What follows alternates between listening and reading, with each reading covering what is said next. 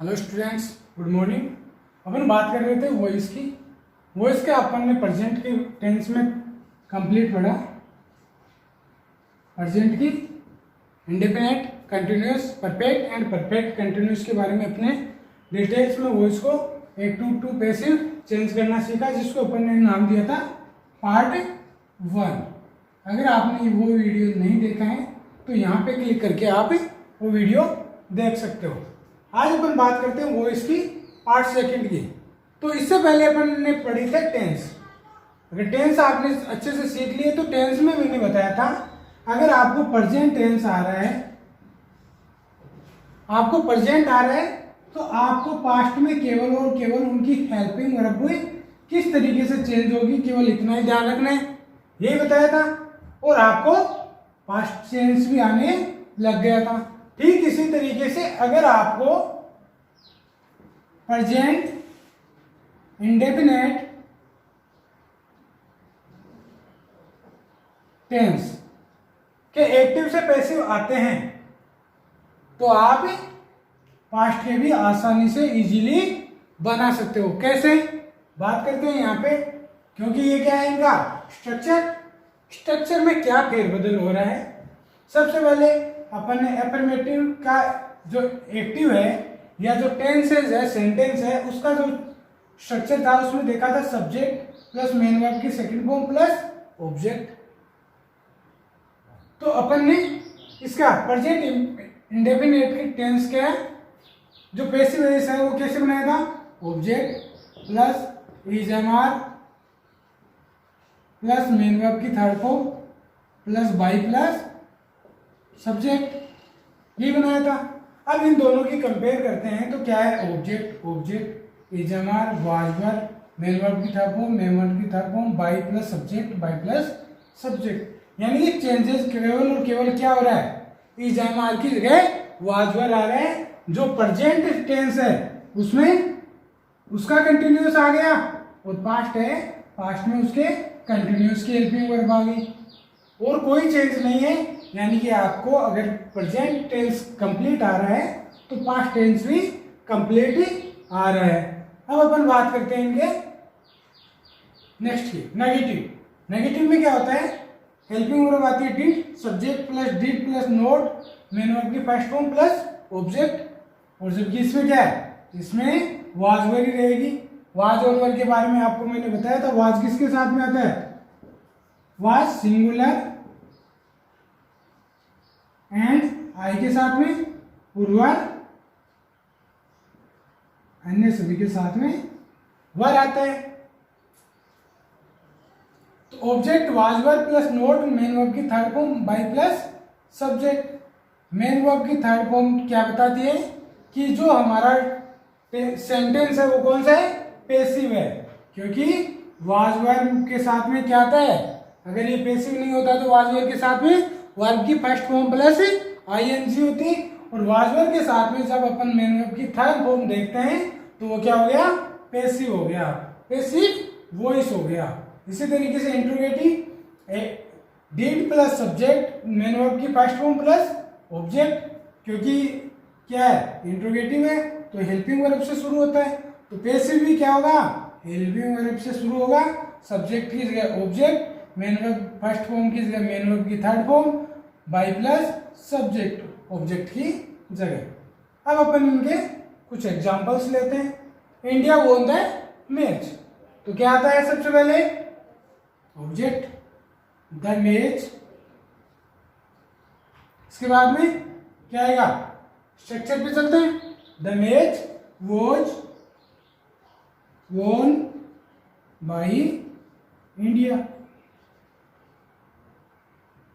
क्योंकि second form and third form same होती है। He did not call you, उसने तुम्हें नहीं बुलाया, तो यू क्या आएगा उसके बाद में, यू के साथ में वॉच, क्योंकि यहां पे क्या आ रहा है, ही है, नहीं ऐसा नहीं है, इसके अनुसार आएगी हेल्पिंग वर्ब, किसके अनुसार, ऑब्जेक्ट के अनुसार। यू वर नोट, कॉल का क्या हो गया, कॉल्ड बाई ही का क्या हो जाएगा? हिम। क्या हो जाएगा? Him. You were not called by him. यहां से देखते हैं, यू आ गया, डिड की जगह वर आ गया, नॉट कॉल की जगह called, by him, by him. उसके बाद interrogative, did you give him the books. तो इसमें ये क्या है? Helping verb, subject, main verb, object and object. कल भी अपन ने बात की थी, जब अपने पास डबल ऑब्जेक्ट हो, डबल फ्रेंड्स हो, तो हमारा घनिष्ठ मित्र कौन होता है? जिसके पास हम ज्यादा रहते हैं। तो ये किसके पास में है? मेन वर्ब के पास में कौन है? हिम। तो इसका घनिष्ठ मित्र कौन हुआ? हिम। तो हिम का क्या हो जाएगा? ही। लेकिन ये कौन सा सेंटेंस है? कौन सा है? इंट्रोगेटिव। इंट्रोगेटिव है तो क्या होगा? सबसे पहले हेल्पिंग वर्ब आएगी। हेल्पिंग वर्ब ही के लिए क्या आएगी? Was he. इसके बाद में वॉज ही, मेन वर्ब की थर्ड फॉर्म गिवन,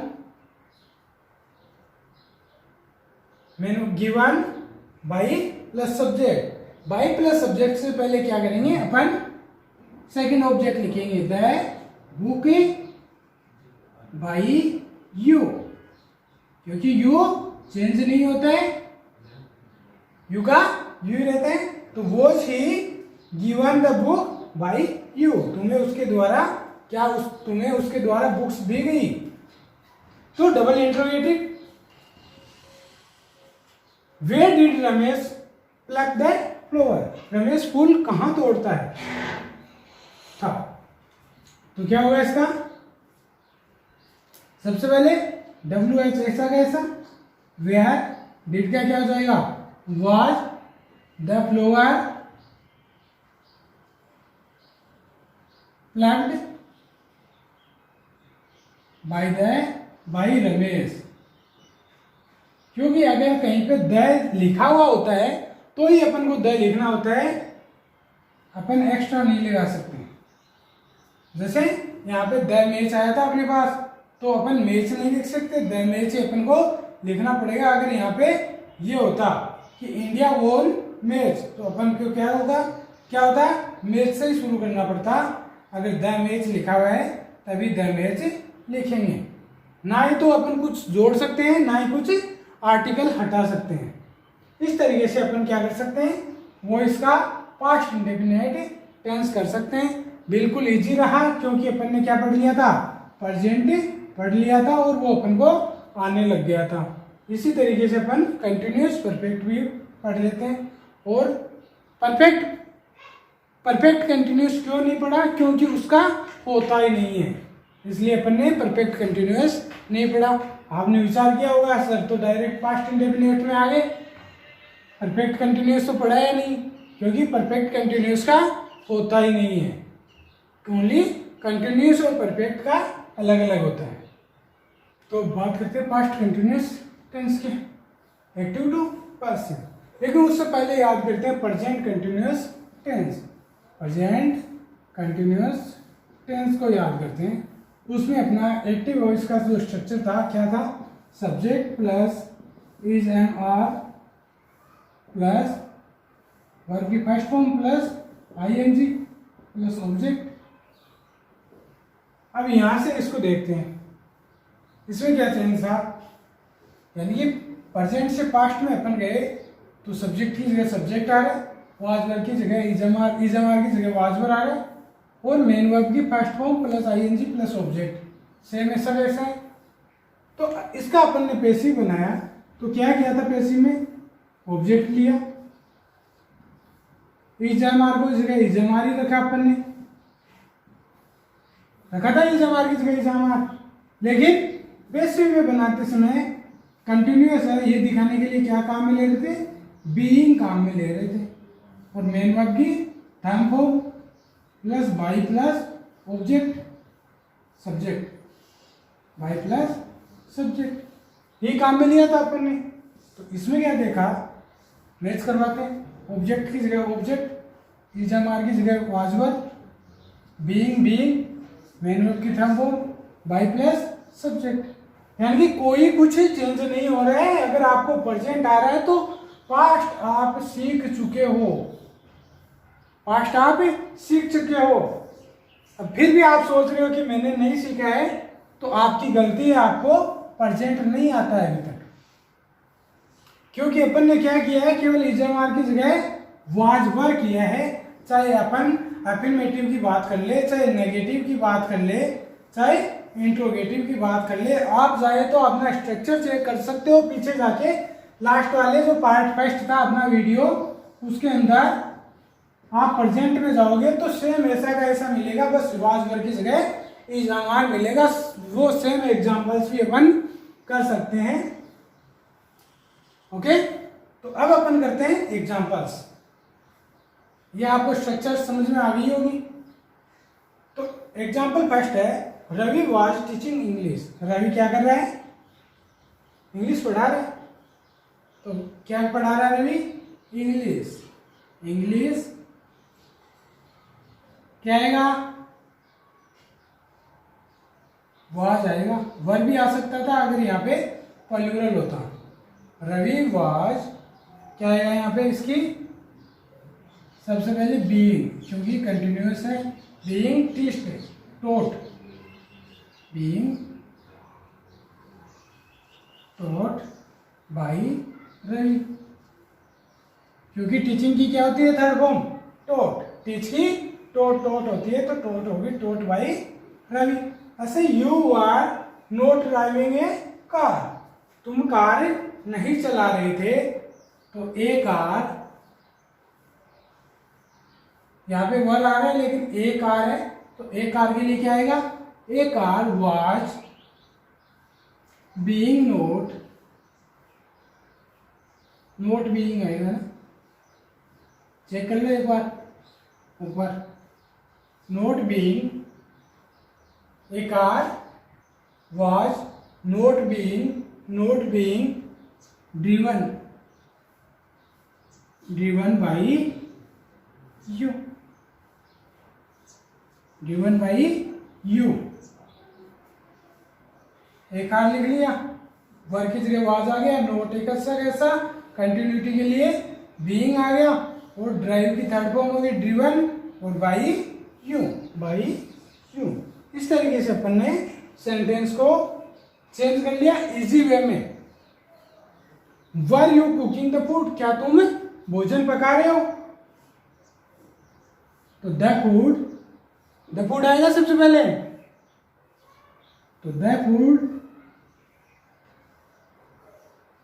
इससे पहले कुछ आएगा या याद करो, ऑब्जेक्ट से पहले क्या आएगा, चलेंगे इंट्रोगेटिव में गए तो वाज वर आएगा, लेकिन अपन डबल इंट्रोगेटिव के बारे में बात कर रहे हैं, नहीं सिंगल है।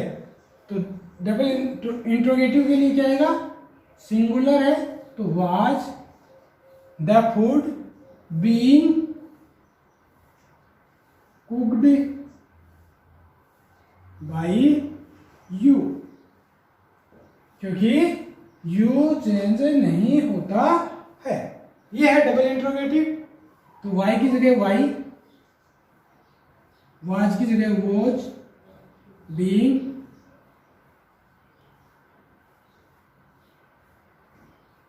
Why was cricket, being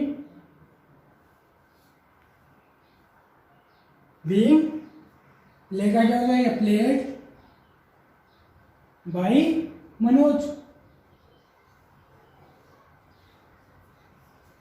Y की जगह वाई लिख लिया अपन ने, वोज की जगह वोज आ गया, ऑब्जेक्ट कंटिन्यूटी के लिए बीइंग आ गया, प्ले का थर्ड फॉर्म प्लेड, और बाई मनोज।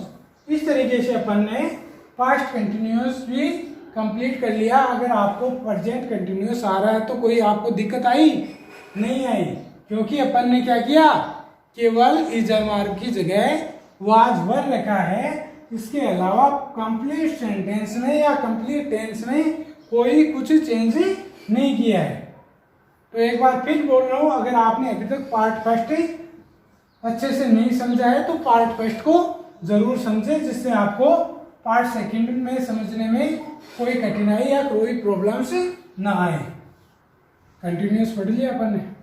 अब बात करते हैं पार्ट परफेक्ट टेंस की। परफेक्ट है वर्ब की थर्ड फॉर्म आएगी और पैसिव में भी वर्ब की थर्ड फॉर्म आएगी, यानी कि यहाँ पे अपन को वर्ब की फॉर्म चेंज करने के भी जो प्रॉब्लम है वो भी खत्म हो जाएगी। एज ए क्या, as a present, as a present perfect tense अपन को क्या चेंज आ रहा है।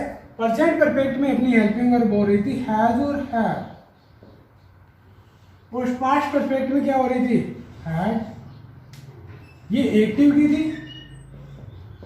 पैसिव में अपन ने क्या किया था, जो हैज हैव था, हैज हैव था उसके साथ में क्या लगाया, बीन लगा दिया। तो इसमें भी क्या लगा देंगे, बीन लगा देंगे, और कोई कुछ चेंज नहीं करना है। देख सकते हो, subject by subject, had, had been, main verb की थर्ड फॉर्म, मेन वर्ब की थर्ड फॉर्म, ऑब्जेक्ट, ऑब्जेक्ट, कोई चेंज नहीं है। यानी कि आप अगर प्रेजेंट पढ़ चुके हो, प्रेजेंट समझ में आ चुका है, तो यहाँ पे इजीली इनको कर सकते हो। और इसमें तो जो परफेक्ट है इनमें तो ज्यादा दिक्कत ही नहीं आती। अपन को केवल और केवल क्या करना है, सब्जेक्ट की जगह ऑब्जेक्ट लगाना है, मेन वर्ब ऐसी की ऐसी रखनी है, क्योंकि थर्ड फॉर्म ही एक्टिव में होती है, थर्ड फॉर्म ही पैसिव में होती है, और जो हेल्पिंग वर्ब होती है उसके साथ में बीन लगा देना है। क्या लगा देना है, BEEN, बीन, जिससे अपन को पता चल जाए कि ये परफेक्ट है। क्या है, परफेक्ट का पैसिव वॉइस है, क्योंकि परफेक्ट तो केवल किसको बताता है, वर्ब की थर्ड फॉर्म बताती है परफेक्ट को, तो लेकिन बीन बताते ही लगाते ही क्या बता देता है कि ये परफेक्ट का पैसिव वॉइस ही चल रहा है। जैसे नेगेटिव सब ऑब्जेक्ट, ऑब्जेक्ट उठाया आपने, फिर हैड नोट क्या लगाया, बीन लगा दिया, मेन वर्ब की थर्ड फॉर्म, मेन वर्ब की third form, subject by plus subject. ये सेम का सेम अपन ने किसमें किया, इंट्रोगेटिव में किया। यानी कि कोई दिक्कत नहीं आ रही है सर, क्योंकि सर अपन ने क्या पढ़ लिया, आपने प्रेजेंट पढ़ लिया, प्रेजेंट आपको समझ में आ गया, तो आपको यहाँ दिक्कतें नहीं आ रही है। He had sung a song, change करो, देखें सबसे पहले क्या आएगा, ए सॉन्ग, उसके बाद कौन सा है, परफेक्ट है, परफेक्ट में क्या आ रही है सर, यहाँ पे तो हेल्पिंग वर्ब में भी ये नहीं देखना है कि सिंगुलर है प्लूरल है, जो आई है वो की वो लिखनी है, साथ में बीन लगा देना है। क्या लगा देना है, बीन लगा देना है, और जो मेन वर्ब है उसमें भी चेंज नहीं करना है। संग बाई हिम, क्योंकि ही का क्या हो गया, हिम हो गया sir. Dharmendra had taught us let's, Dharmendra हमें क्या सिखाता है, क्या सिखा चुका है, क्योंकि सिखा चुका है ना, तो क्या सिखा चुका है, लेट्स। लेकिन अपन ने बात की यहाँ पे क्या आ रहे हैं, subject, helping verb, main verb, object और ऑब्जेक्ट, डबल ऑब्जेक्ट आ गया। वही दोस्ती वाली बात, दोस्ती का फंडा जिसके पास रहेंगे वही अपना घनिष्ठ मित्र। तो ये किसके पास रह रही है, मेन वर्ब के पास, कौन, अस। अस का क्या हो जाएगा, वी सिंगुलर है प्लूरल है सर, देखना ही नहीं है, क्योंकि यहाँ पे तो अपने पास हेड ही है, हैड बीन टॉट क्या, मैथ्स बाई धर्मेंद्र। कोई दिक्कत आई नहीं सर, क्योंकि हस का क्या हो गया, वी हो गया, फिर हैड बीन वर्ब की थर्ड फॉर्म दी हुई थी, मैथ्स बाई धर्मेंद्र, कोई चेंज नहीं किया sir. DC had not send the message, DC ने मैसेज नहीं सेंड किया, तो the message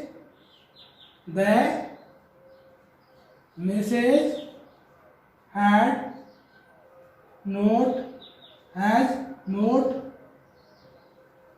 been had not been sent का सेंड बाई BC। कोई चेंज?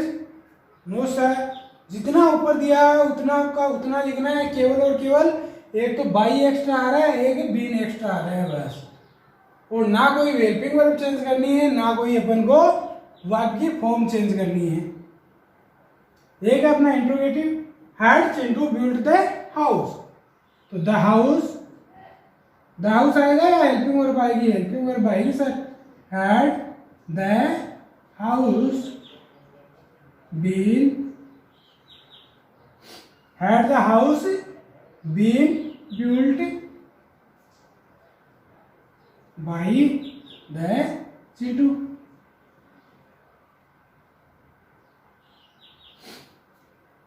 सबसे पहले हैड का हैड बीन कर दिया अपन ने, बीच में क्या लगा दिया?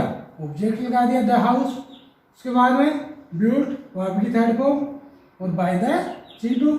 बाय मैंने अभी बताया था कि द अपन को तभी लगाना है जब अपन को क्वेश्चन में दिया हुआ हो, तो यहाँ पे द नहीं आएगा, बाई चिंटू। ओके, ये हो गया अपना पास्ट परफेक्ट। अब अपन पहुंच गए फ्यूचर टेंस में, क्योंकि अपन ने प्रेजेंट पढ़ लिया, पास्ट पढ़ लिया। जैसे ही अपन ने प्रेजेंट पढ़ा था ठीक उसी तरीके से पास्ट पढ़ा था। क्या चेंज आ रहा था? कोई स्पेशल चेंज नहीं था, केवल हेल्पिंग वर्ब चेंज आ रही थी। कैसे? जो इंडेफिनेट था उसमें इजमार थी, पास्ट प्रेजेंट में इजमार थी, और पास्ट में क्या थी? वाज वर थी सर। तो ठीक इसी तरीके से अपन फ्यूचर का पढ़ते हैं। उसमें हैजर थी और इसमें हैड आ गई थी। फिर कंटिन्यूस में उसमें इजमार थी प्लस बीइंग था, और इसमें वाज वर प्लस बीइंग था। और परफेक्ट कंटिन्यूस का वहां पे जो पैसिव वॉइस है वो बनता नहीं है। तो अब बात करते हैं अपन फ्यूचर इंडेफिनिट टेंस की। तो इसका जो स्ट्रक्चर होता है अफर्मेटिव टेंस का, वो होता है subject plus will shell, main verb की फर्स्ट फॉर्म प्लस ऑब्जेक्ट। यही होता है, चाहे तो आप टेंस में जाके देख सकते हो। तो इसका जब अपन पैसिव वॉइस बनाते हैं तो क्या करते हैं? ऑब्जेक्ट को सबसे पहले विल शैल के बाद में बी लगा देते हैं। क्या लगा देते हैं? बी लगा देते हैं, और कोई भी चेंज नहीं होता है। विल शैल के बाद में अगर बी लगाया है तो वो फ्यूचर इंडेफिनिट का पैसिव वॉइस बन जाता है। और मेन वर्ब की थर्ड फॉर्म तो सर पैसिव में सबके साथ ही आती है, चाहे वो कंटिन्यूस हो, इंडेफिनिट हो, परफेक्ट हो। तो ये तो लगानी है। मेन चेंज क्या हो रहा है सर? बी आ रहा है। और विल शैल तो सर क्वेश्चन में भी दिया हुआ है या एक्टिव में भी दिया हुआ है। तो इसी तरीके से अगर नेगेटिव है तो विल शैल के बाद में नोट लग जाता है। इंट्रोगेटिव है तो विल शैल स्टार्टिंग में आ जाते हैं। इसलिए मैं इनको जल्दी खत्म कर रहा हूं, क्योंकि अगर अपन को प्रेजेंट और पास्ट समझ में आ गए हैं तो इनके में स्ट्रक्चर में या इनके आंसर्स में या इनकी पैसिव बनाते हुए अपन को ज्यादा ध्यान रखना नहीं होगा। He will teach you English, तो बताना आप मेरे को ही क्या है, सब्जेक्ट, विल क्या है, हेल्पिंग वर्ब, टीच क्या है, मेन वर्ब, यू क्या है, ऑब्जेक्ट है सर। इंग्लिश सर ऑब्जेक्ट, इसका मतलब डबल ऑब्जेक्ट। तो अपन कौन से ऑब्जेक्ट को लेंगे? याद है दोस्ती का फंडा, जो अपने साथ ज्यादा रहेगा वही अपना घनिष्ठ मित्र है सर। तो यू विल आगे क्या आएगा? स्ट्रक्चर देखो, बी आएगा। You will be taught English by him. कोई change? No sir. You will be taught English by him. Second बनाते Aarti will not take the class, तो the class will not be, क्योंकि जो नोट है वो will और B के बीच में आएगा। कहाँ पे अपना नेगेटिव, ये रहा, विल और बी के बीच में क्या आया, नोट आ गया, will not be taken, to take, taken, take to taken, taken by Aarti. एक यहाँ पे ये ध्यान रखना है, अगर किसी का नाम आ रहा है या कोई स्पेशल थिंग्स है, स्पेशल नाउन है, प्रॉपर नाउन है, तो अपन को क्या होगा, जो फर्स्ट वर्ड है वो कैपिटल रहेगा। Will you take the food, क्या तुमने भोजन लिया होगा, तो क्या करेंगे, द फूड, द फूड, इसके बाद में नहीं सर पहले नहीं आएगा, पहले क्या आएगा, इंट्रोगेटिव की बात करने, विल आएगा sir, will the food, will the food, उसके बाद में विल द फूड बी, वही sir taken, taken by you. ये अपना हो गया फ्यूचर इंडेफिनिट टेंस। अब बात करते हैं फ्यूचर परफेक्ट टेंस की। सर फ्यूचर कंटिन्यूस छोड़ दिया आपने, अरे बेटा आपके लिए खुशखबरी है, फ्यूचर कंटिन्यूस का भी पैसिव वॉइस नहीं बनता है, यानी कि परफेक्ट कंटिन्यूस कोई सा भी हो, चाहे कौन सा हो, प्रेजेंट परफेक्ट कंटिन्यूस हो, पास्ट परफेक्ट कंटिन्यूस हो या फ्यूचर परफेक्ट कंटिन्यूस हो, उनका पैसिव वॉइस तो बनता ही नहीं है, साथ में किसका, फ्यूचर कंटिन्यूअस का।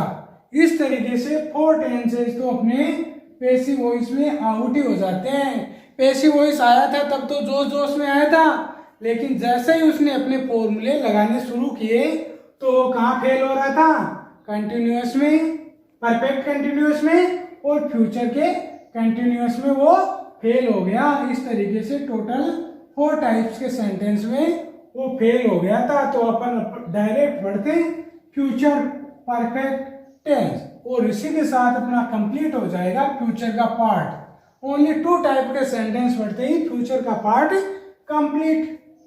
एफर्मेटिव क्या था अपना, subject plus will shall have, main verb की थर्ड फॉर्म प्लस ऑब्जेक्ट।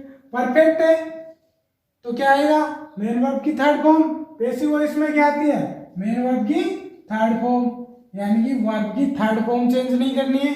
एक अपन पीछे बात करते हैं, प्रेजेंट परफेक्ट में हैज था तो उसके बाद में अपन ने क्या लगाया था, बिल लगाया था। पास्ट परफेक्ट की क्या थी, हैड थी, उसके बाद में बिल लगाया था।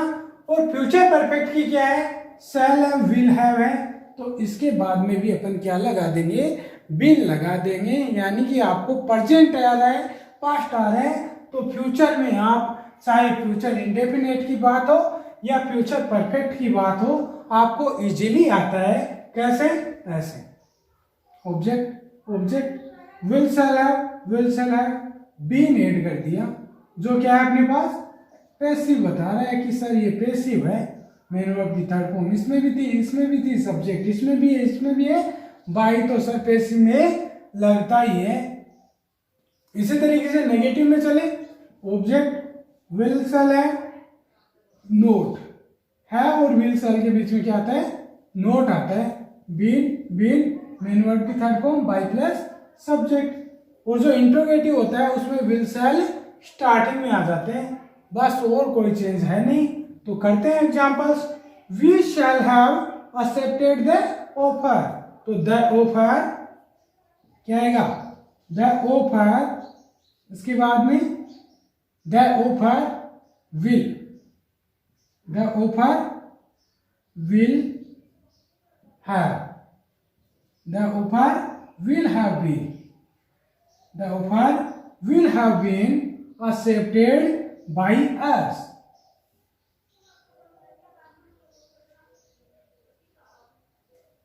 क्या, क्योंकि वी का क्या हो गया, एस हो गया, क्या हो गया, एस हो गया। ऐसे ही we shall not have accepted the offer, यानी कि जो सेम अपना एग्जाम्पल है वही मैंने तीनों टाइम पे लिया है कि जिससे अपन को जो स्ट्रक्चर है इनकी वो भी समझ में आ जाए कि चेंज इनमें क्या हो रहा है और पैसिव में क्या हो रहा है। तो the offer will not have been accepted by us। ये हो गया नेगेटिव, ऐसे ही इंट्रोगेटिव हो गया will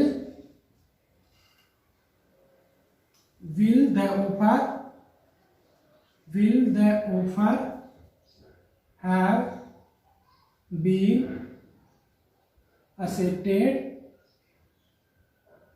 by us। Mark of interrogation. यानी अब अपन गौर से देखें तो द ऑफर आ रहा है, will have been, will not have been और will have been accepted the offer, accepted by us। इस तरीके से सेम के सेम बन रहे, केवल और केवल अपन को क्या ऐड करना है, बीइंग ऐड करना है।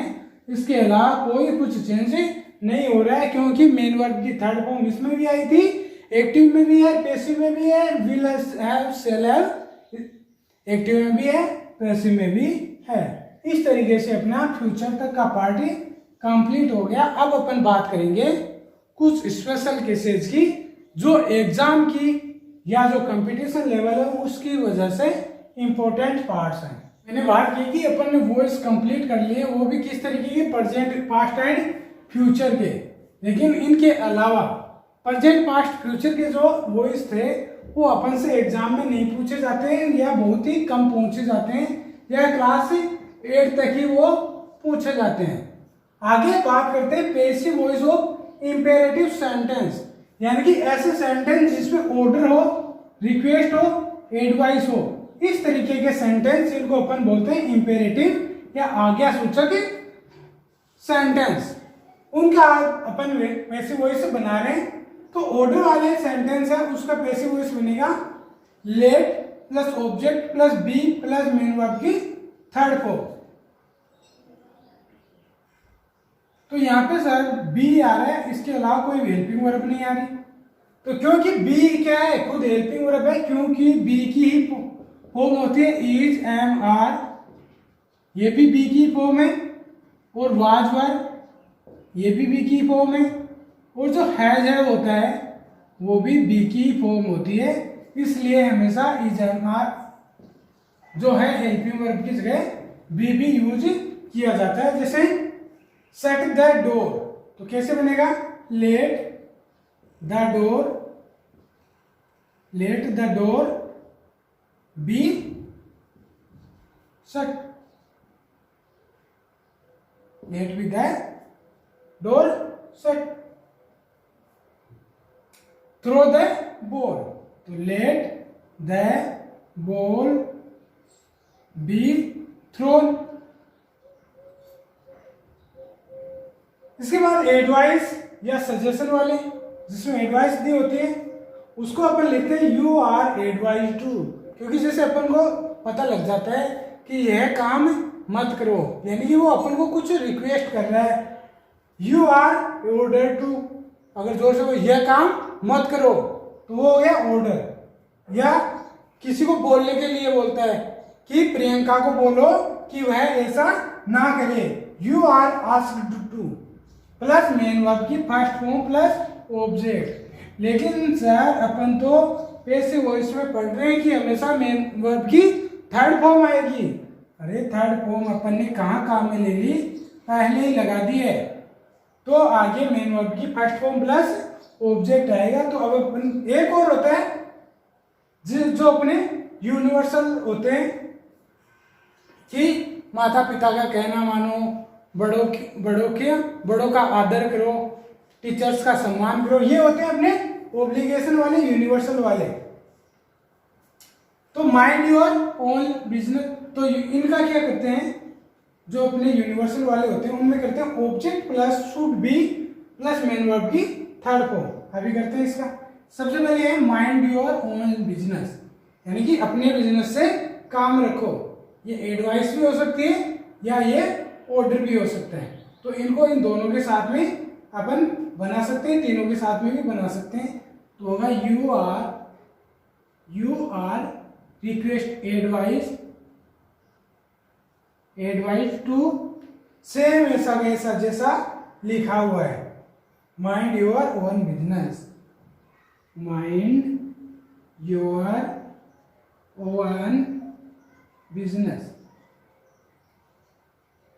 यानी ज्यादा कुछ नहीं है, पर कुछ सेंटेंस पहचानना है बस कि सेंटेंस है कौन सा, बाकी अपन अपने आप कर लेंगे। रेस्पेक्ट द एल्डर्स, तो मैंने बताया था इसमें क्या होगा, object, the elders should be respected, the elders should be respected. ये हो गया इससे संबंधित।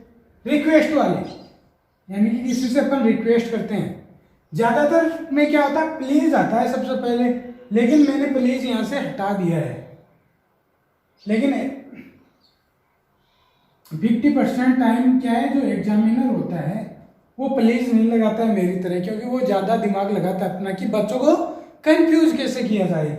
तो हेल्प मी, मेरी सहायता करो, तो प्लीज तो लगाएंगे ही। ऐसे तो आजकल की दुनिया है, मतलब ही है, जब तक अपन प्लीज नहीं बोलते हैं तब तक ही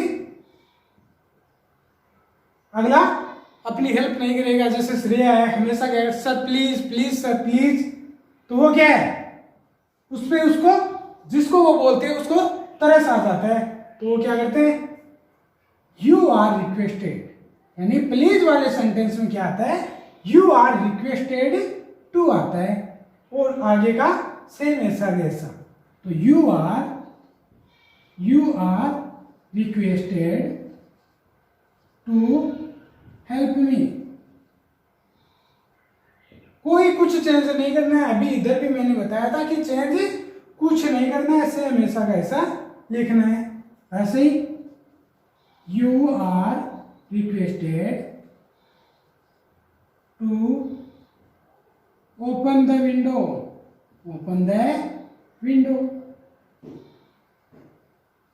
कुछ चेंज किया मैंने? नहीं किया, वही लास्ट में ऑब्जेक्ट आ रहा है, वही मेन वर्ब की फर्स्ट फॉर्म आ रही है। डोंट टच इट, बिल्कुल क्या करना है, इससे पहले यू आर रिक्वेस्टेड लगाना है।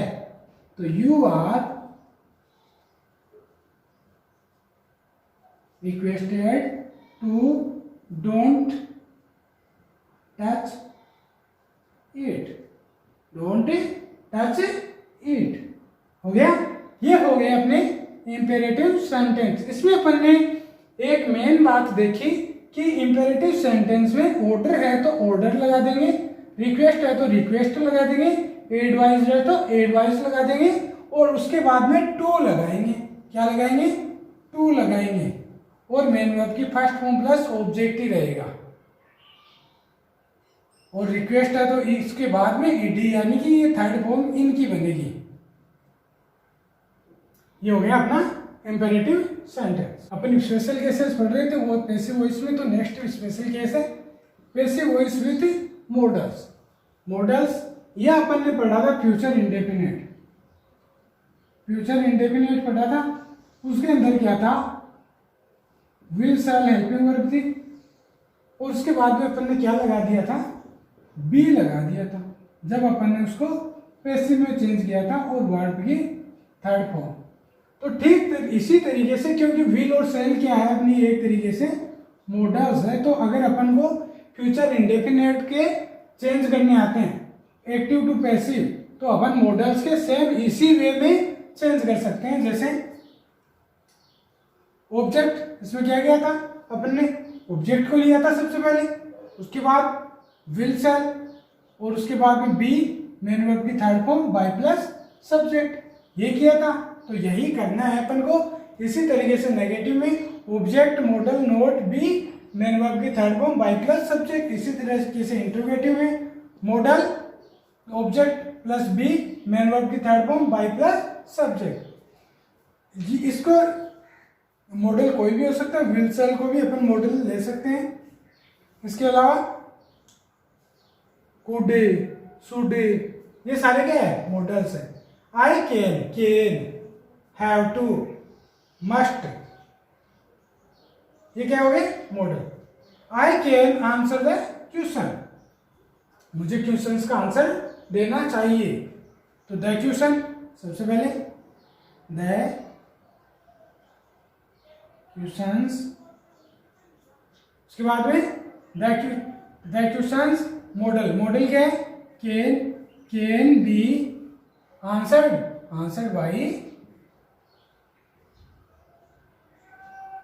आंसर्ड बाई मी। ये हो गया इसका बेसिक। कई बार क्या है, तुमको ये जो सब्जेक्ट है ये नहीं दिया हुआ होता है, डायरेक्ट दिया हुआ है कैन आंसर द क्वेश्चंस, तो भी अपन इसी तरीके से बना सकते हैं, और बाय उसके अंदर ऑब्जेक्ट नहीं लिखते। You have to wash the car, तो द कार, उसके बाद में द कार मॉडल क्या, हैव टू बी, उसके बाद में मेन वर्ब की third form washed by you. इसी तरीके से ही मस्ट नोट, तो ही का क्या हो गया, the form must not be, क्योंकि दोनों के बीच में आता है ना नोट, यही अपन ने फ्यूचर में देखा था कि जो नोट है वो दोनों के मिड में आएगा। Must not be field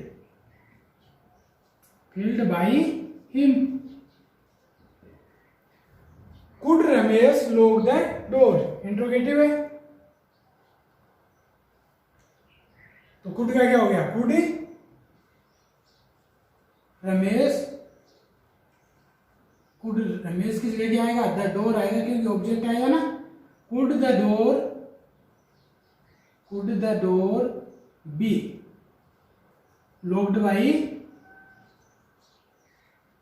Ramesh.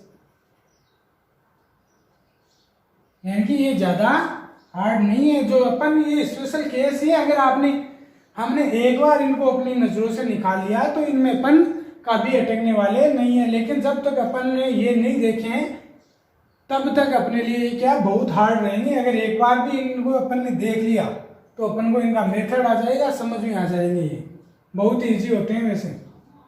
तो ये हो गया पैसिव वॉइस विथ मॉडल्स। अब अपन पढ़ते हैं advanced rule for passive voice.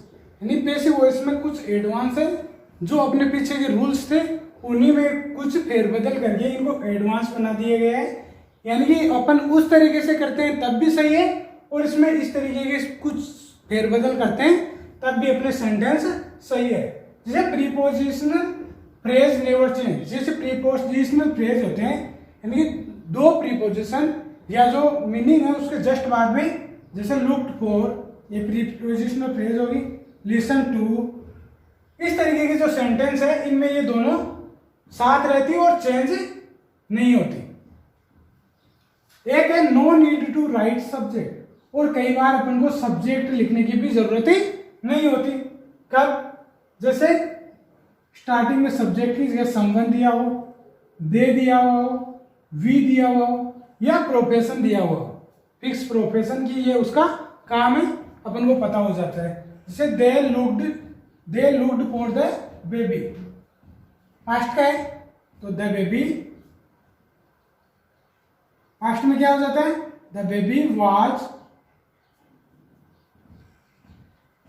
Looked for by them. यहां पे बाई देम लिखने की जरूरत नहीं है, क्योंकि दे क्या है, सबके लिए आ रहा है, उनके लिए आ रहा है। इसी तरीके से टू म्यूजिक